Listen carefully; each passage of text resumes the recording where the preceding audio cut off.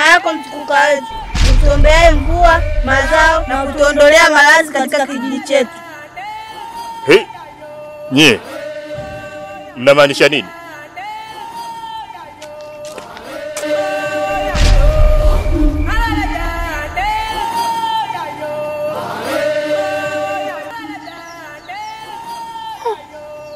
Mbona kiongozi hajajibu salamu zetu? Sijajua. Na hana tabia katika kijiji chetu. Kwa nini sasa kafanya hivyo?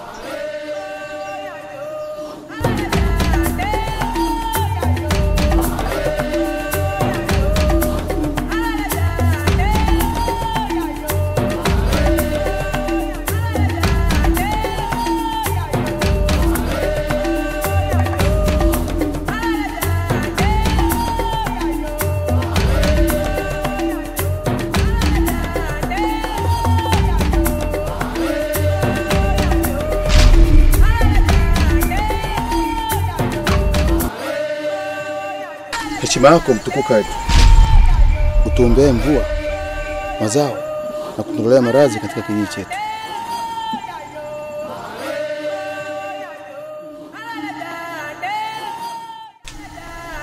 Muona maono katika kijiji chetu.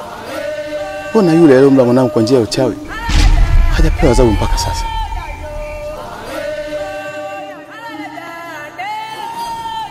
Ongea neno mtukuka wetu. Maana bila wewe si kitu.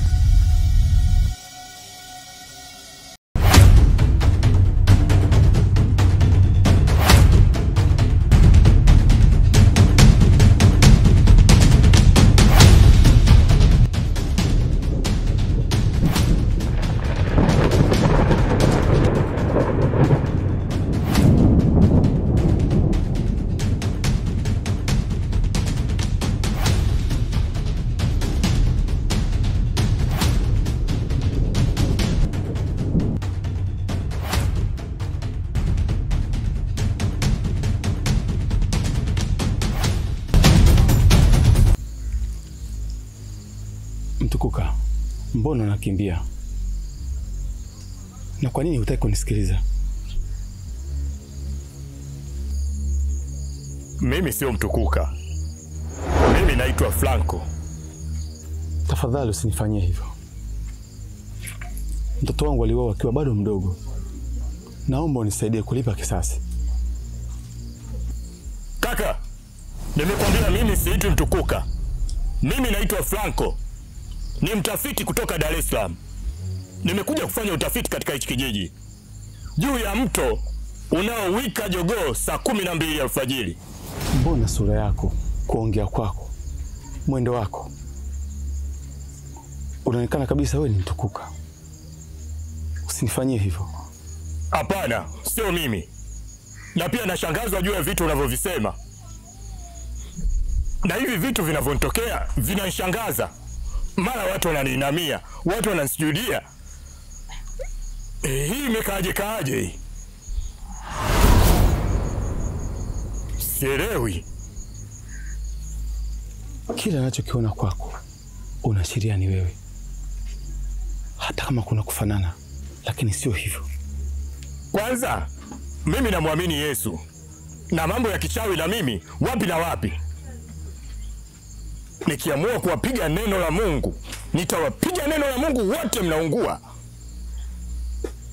Sawa. Ila nini kaka? Nimekwambia sio mimi.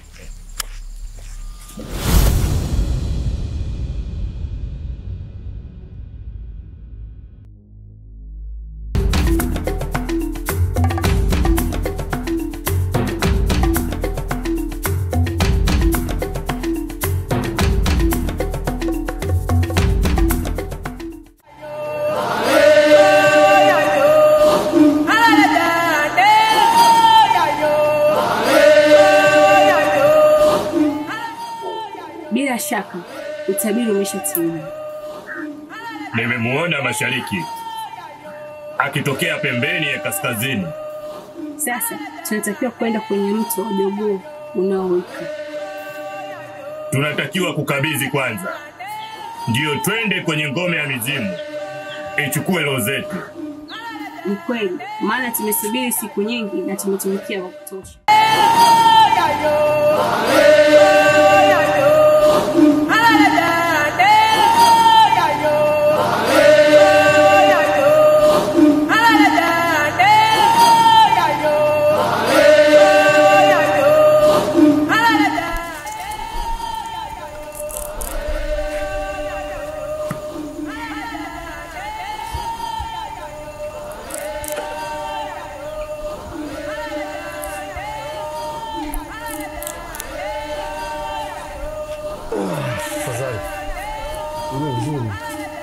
Umefanya la maana binti yangu. Baba, leo tumekutana na Mtukuka. Tumemsalimia lakini hakujibu ile salamu. Na sio kawaida yake. Ila baba, zile nguo alizovaa zimetushangaza.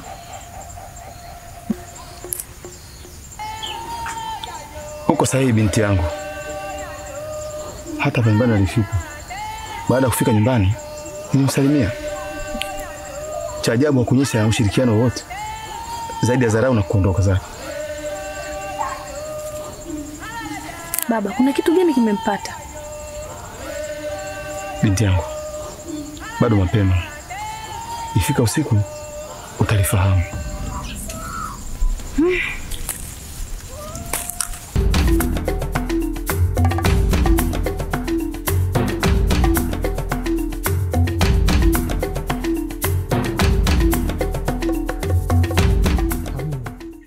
Na kuelezea juu hisia zangu. Tafadhali, naomba unipatie nafasi na kuhitaji. Hivi ni mara ngapi nimekukataa? Nimekwambia sihitaji kuwa na mahusiano na wewe. Halafu kingine, wanawake ni wengi sana hapa kijijini. Kwa nini usitafute mmoja ukawa naye? Paka mimi? Ni kweli hapa kijijini kuna wanawake wengi sana. Lakini sidhani kama wao ni wazuri na ni warembo kukuzidi wewe. Wewe ni kama almasi ambayo ipo mchangani. Tafadhali, niteni nafasi hata kidogo. Ukiniambia mimi ni mzuri kuliko wote unakosea. Kila mwanamke ni mzuri. Halafu mimi sijakupenda. Tafadhali, naomba nipatie nafasi kwenye maisha yako. Nafasi ambayo utakuwa nipatia ina thamani kubwa sana kwenye maisha yangu. Kawini, jaribu kunifikiri hata kidogo basi. Nimeshakwambia sikuhitaji. Halafu hapa nyumbani sitaki uje. Nenda huko, kuna wanawake wengi sana. Kawatongoza, utawapata. So mimi, unanisikia? Lakini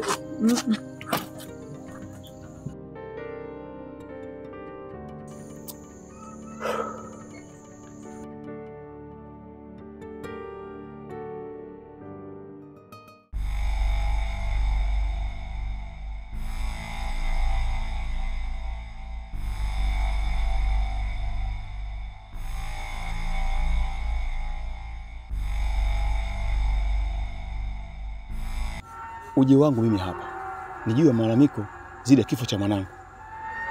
Mbona hajafanywa kazi? Hayo malalamiko mbona yapo mkononi mwa Mtukufu? Kwa nini hajafanyia kazi? Ndiyo, ila anaonyesha kupinga na kutokuelewa chochote.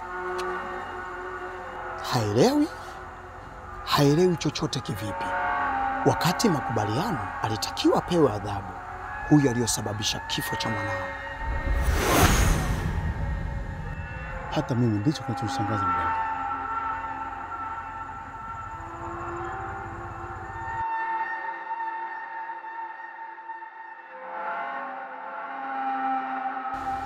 Unazidi kunichanganya. Hebu nione kilichopo mbele ya utabiri. Maana maneno yako yana ukakasi ndani yake.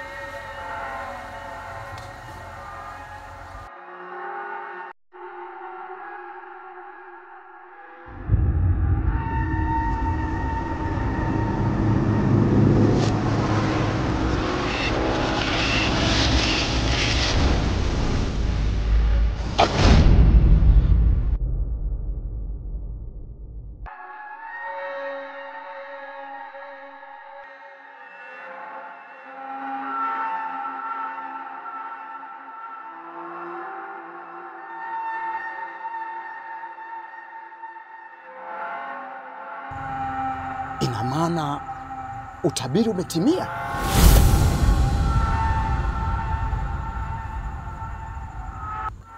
Umetimia? Utabiri gani tena huo mganga? Huyo ni mwenye urithi wa kiti cha utabiri. Yale yaliandikwa tayari naona yamekwenda kutimia. Ni nani mwenye urithi wa kiti cha utabiri? Huyo mtu ulioonana naye sio mtukuka wetu, bali huyo ni mkalia kiti cha utabiri wa yale yaliyotabiriwa na watabiri. Maana kilichofichwa na wahenga bado kipo kwa wahenga, hivyo yupo kwenye utawala wetu sasa. Sasa ninakuagiza, nenda kamlete hapa mara moja, kisha tumkabidhi kwa mtukuka. Umenielewa?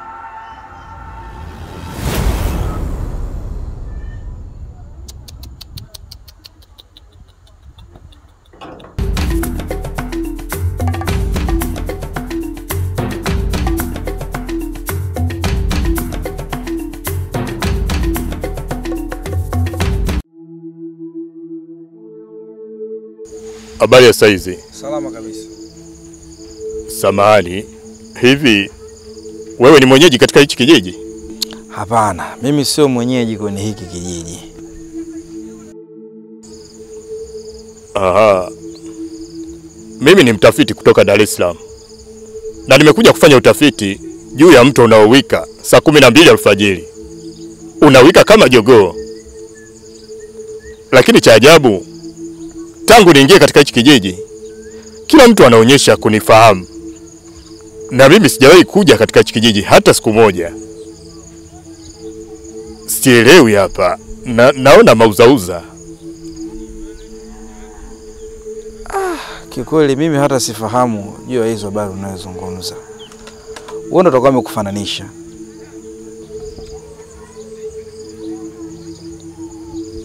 Na nikitaka kutoka kwenye hichi kijiji hili nielekee nyumbani Dar es Salaam, najikuta niko pale pale kwenye hichi kijiji. Nahangaika, sipati njia ya kutokea. Samahani, nilikuwa naomba unielekeze ni njia gani ya kutoka ili niweze kwenda Dar es Salaam. Hamna kitu kama hicho. Utakuwa hauko sawa wewe.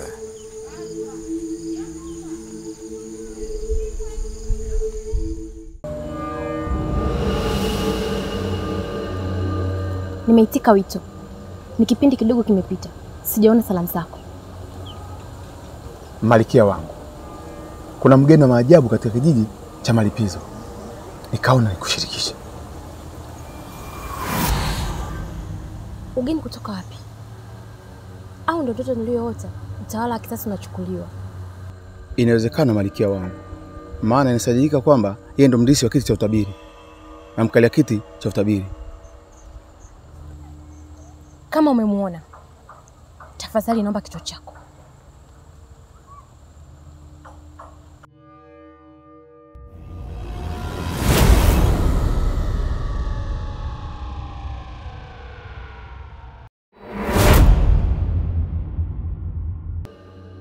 Ni yeye. Nilikuwa namsubiri kwa miaka mingi sana. Sasa wakati umefika wa kuangusha utawala wa kisasi. Na haya yatakuwa malipo ya wazazi wangu. Utukuzwe Malkia wangu. Mimi ni mtumwa wako, niongoze. Nenda ukaniletee huyo kijana haraka sana.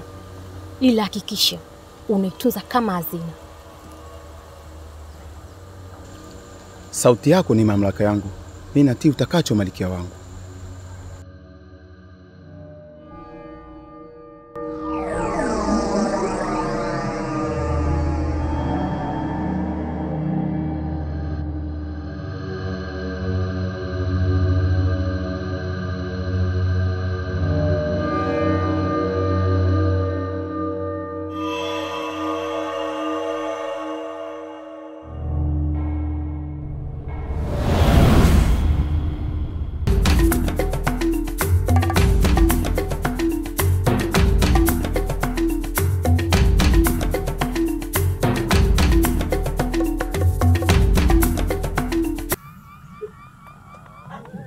nenda kaniletee huyo mtu mara moja, maana naona mwezi unazidi kuzibwa na kiza. Ile muda kukalia kiti ndio bado. Tunasubiri kwanza mwezi mchungaji ufike. Ndipo tutamchukua. Hapana. Naona mbele yangu kuna kizuizi kikubwa sana. Na tukiendelea kukaa hapa tutaishiwa nguvu. Tukimchukua kabla ya mwezi mchungaji, hauoni tutatengeneza matabaka